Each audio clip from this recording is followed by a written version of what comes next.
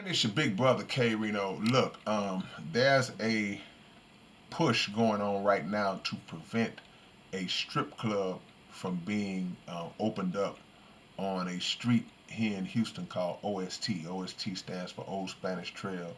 You got a lot of businesses over there, a lot of black-owned businesses. We have churches, mosques, schools, and we have communities on both sides of the strip, neighborhoods and people that have been over there for the longest of all age ranges. It's a black neighborhood and a lot of people in the community activists, community leaders and clergy, they are really, really fighting hard to prevent the opening of this strip club. Now, people will say, well, wait a minute, man, if these people get their permits and all their business um, elements in order, then they have just as much right to open up a business as anybody else. While legally, that's absolutely the truth.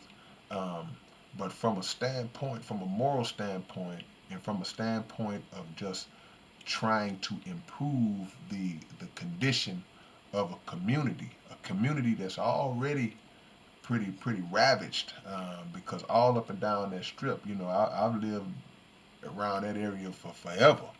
And I've seen times when there was strip clubs and other spots on that same street. I've seen them. So and those from that point of view, people are looking at it like, look, these are things that our children may be walking home from school, walking to school, and if you pass by that spot, it's no telling what a young um, child might see and the influence that it may have. See, there were times where a person could be involved in that industry 20, 25 years ago, and they could be in that industry, get out of it when they feel it's time to get out, and they could act like it never happened because we weren't living in the social media age that we live in now. So there wasn't any cameras and footage and phones and all this. There were cameras and people did get footage and clips and stuff like that back in the day, but it wasn't as prominent as it is now because everybody got it on their phone. People be going live from the strip club.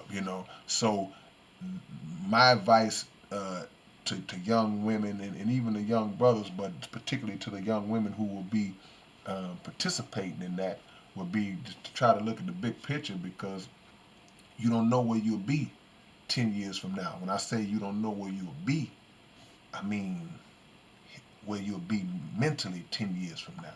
You may participate in that, and then a year from now, 2, 3, 5 years from now, you change your mind. You no longer are interested in that. You change your life. You married. You got children.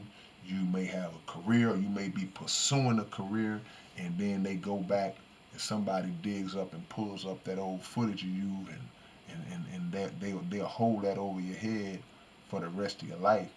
And your children may at some point get wind of it and find out um, what their parent is participating in.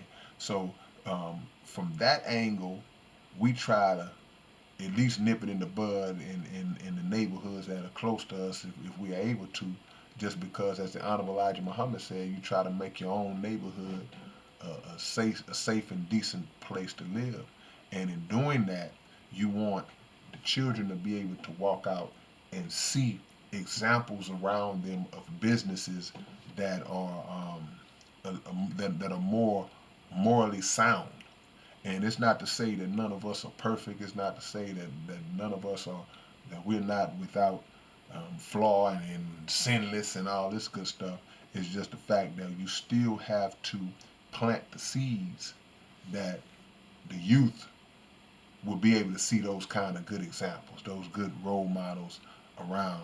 There's a lot of black businesses over there that exemplify that very thing what I'm talking about. So I totally understand. I totally understand why that would be a rejection of having that strip club around because there are certain things that would never be allowed in the more affluent parts of town.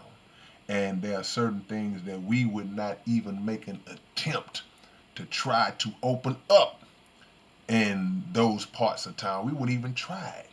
But we kind of prey on our own, PREY, on our own, because that's we feel like that's where the market is, and they might be right. That probably is. That is where the market is. There ain't no probably to it. It is where the market is. But um, when there's an effort to establish a community, to get it, to get a foundation built of respectability in the community, then those are the type of places that we can't let jump off. It just can't happen, man. It just can't happen. So I would hope that the resolution comes. We'll see how what the resolution will be and what the fallout will be at some point. But we have to we got to raise our vibrations up and raise our energy level up and our standards up, um, and not let money or the potential and the chase and the quest for money override morals and principles. Let me say, hey man, I gotta get this money. All money ain't good money, man. All money ain't good money. It's easy for me to tell you that, or if you're one of the people who are advocates of, hey man, they can open up whatever they want to open up. But the big picture, when you think or you make an attempt to try to think for the whole and think as a collective and think of what is best for the whole of us as a people, then our businesses and our endeavors have to reflect that. They have to reflect that, man. And we got to think about more than just us. We got to think about these babies out here. It's just like when you see when you try to clean up the corners with the people selling dope. The people that's walking the street, the dope heads walking the street, and things of that nature. And I don't mean to disrespectfully use the word dope heads, but when you think about that, you make efforts to try to clean that up because you don't want the children exposed to it, because it sets a pattern that leads to generational corruption, and we have to fight that to the death. We got to fight that tooth and nail to try to save these babies out here.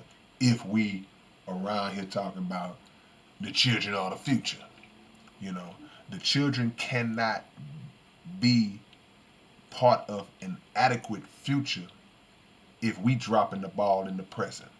So y'all tell me what y'all think about this, man.